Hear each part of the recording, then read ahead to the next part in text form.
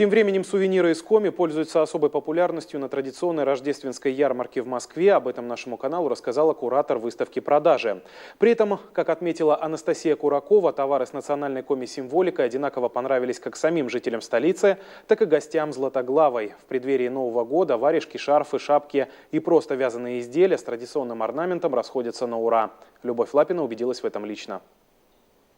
Пушкинская площадь – самое сердце Российской Федерации. Здесь традиционно из года в год в преддверии Нового года стартует ярмарка «Волшебное путешествие в Рождество». И среди всего этого изобилия есть маленький островок с республикой Коми.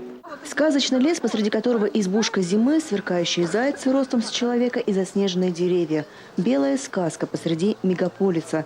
Здесь как нигде чувствуется дух приближающегося Рождества и Нового года. И уйти отсюда, не забрав при этом частичку праздника, просто невозможно. Посмотри, какие маленькие рукавички, прям большие.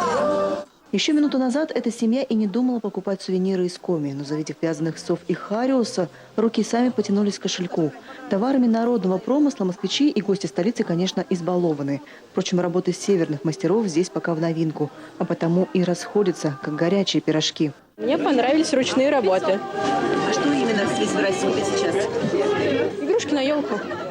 Вот здесь олени нарисованы.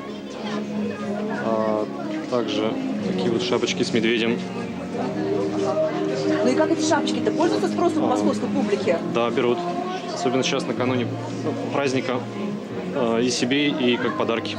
Медведи от Светланы Туровой, рукавицы и шапки Яны Васильченковой, бронзовые и латунные подвески Игоря Самохвалова. Это и многое другое представлено на самой крупной столичной новогодней ярмарке. Она раскинулась по всей Москве и даже ближайшему Подмосковью. При этом Коми, по словам куратора выставки, пожалуй, единственный национальный регион, который представлен на площадке вот уже второй год подряд. Первый год она прям взорвала ярмарку, я бы сказала, потому что мы распродали и даже получили очень много заказов. Всем очень нравилось, все сразу покупали. Мы там тоже делали скидки. А как вообще москвичи реагируют на продукцию из Коми? Там, на эти коми-орнаменты и прочее? Они очень удивляются. Они всегда начинают расспрашивать, а что это за орнамент, а что он значит. И всегда, когда говоришь то, что вас приветствует Республика Коми, они всегда: о, Коми, как это удивительно, можно поподробнее узнать. То есть, они прям положительно на это реагируют. Покупателям с детьми и пенсионерам здесь готовы сделать скидку. А ветеранам Великой Отечественной войны сувениры из Коми и вовсе просто дарят. Эти расходы организаторы ярмарки полностью берут на себя и отмечают: работы мастеров из Северной Республики покупают даже иностранцы. Ради них и цены указаны на английском и китайском языках. Всего же московская рождественская ярмарка проработает ровно месяц. Она стартовала 15 декабря.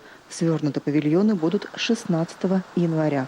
Любовь Лапина, Олег Юшков, телеканал Юрган, Москва.